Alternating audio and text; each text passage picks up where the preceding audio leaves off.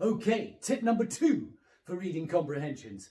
I would think that throughout the world, wherever English is being taught, whether it's as a first language, as an additional language, wherever reading comprehensions come into play, this is the biggest tip that is given to pupils. Now, it's only because tip number 1 is kind of my own idea and so personal to me that I think it's better than this and that surpasses it in terms of its importance. It's to do with this anyway, but either way, this tip is massively important and it's really very obvious. Please read the passage. It's really important to read the passage.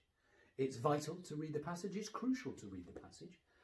I think that of all of the things to do when it comes to reading comprehension, reading the passage is really, it's massively important. It's one of them. So if there's any chance you could read the passage, that would be really kind. When it comes to your next reading comprehension, please read the passage. Please read the passage. Please read the passage.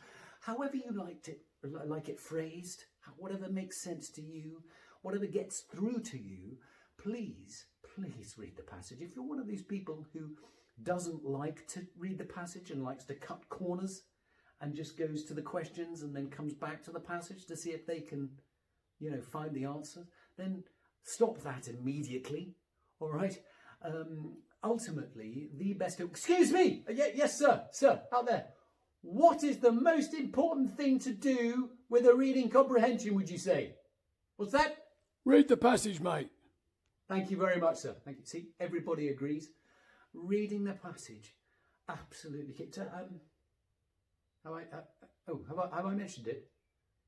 When it comes to reading comprehensions, reading the passage is absolutely crucial. Please do it.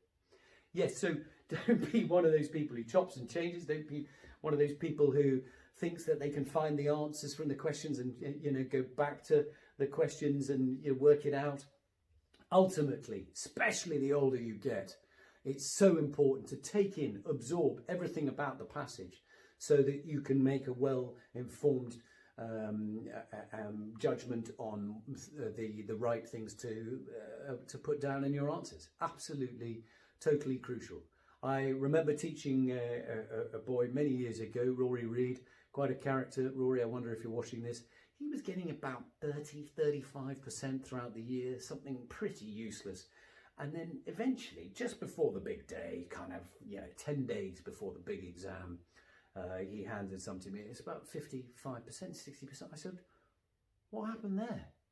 And he said, I decided to read the passage. Yeah, no, it's kind of important, all right?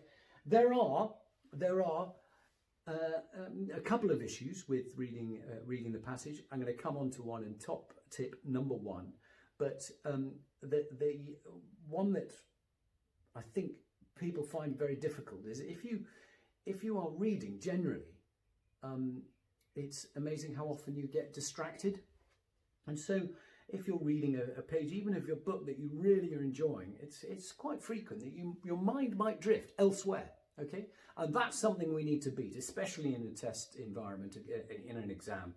If you find that your mind wanders, all right, please be honest with yourself and go back to working out where did you last take in what was written down and then begin reading again from there. It's so easily for your mind, right? It might be that the passage says a word, I don't know, something about a holiday. And all of a sudden, you're taking yourself off and you're on the beach having a cocktail in Barbados and the sun's going down and it's a beautiful... And you're nowhere near that classroom or exam room, wherever you are. Your mind's gone, you've drifted off. All right, absolutely fine. But don't carry on reading from where your eyes have followed to. All right, go back. Be honest with yourself and get back. Oh, cool, goodness me, that doesn't make any... I haven't read that. Because your eyes will keep going at the same pace if you're determined to focus. So if you get distracted from perhaps a trigger word, perhaps there's an external distraction. Maybe there's a noise like this outside the window. A Ferrari, or maybe it's a Lotus, or perhaps a Lamborghini, who knows? How exciting. I'm looking forward to getting one of those one day, and I'll be cruising around. I won't need to be sitting in exam rooms like this. I'll be off and running with my, fancy sports car and enjoying it with the roof down, hair flying in the breeze. It's going to be amazing. And before you know it, your mind's drifted and you've got to 2/3 of the way down the passage, and the middle third, you haven't taken in anything at all because you're still in your blooming Ferrari. So please bear in mind, the worst one is a distraction within the classroom. It could be a noise like this.